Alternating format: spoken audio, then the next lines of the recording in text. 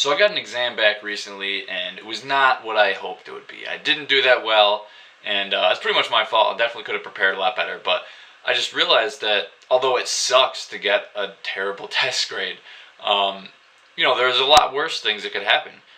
So I didn't let it like ruin my day. I just saw it. I was like, well, that sucks, and I have to prepare more for the next test if I don't want to do so shitty. But like I just realized I was like, I have so many things going for me that if I let this just like ruin my day, like you have to have a really good life to let one little test ruin your day, like a really good life.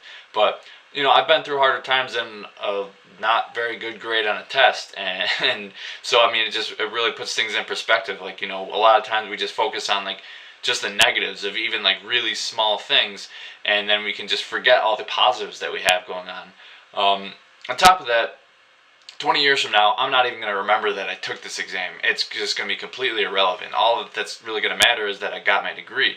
I'm not going to be like, oh yeah, I remember I got a 60 on this test, and I remember I got a 100 on that test. Like, I'm not going to remember which tests I did well on. I'm not even going to remember probably most, if not all of my tests I took in college.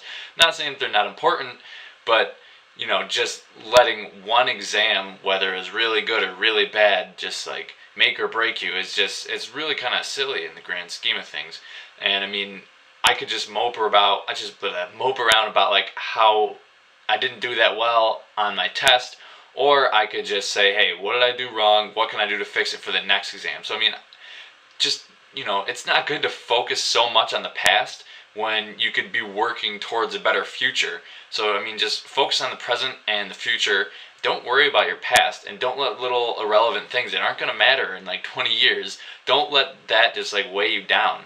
So anyway, it's a really quick video. I just share my thoughts, and like, share, subscribe. See you later.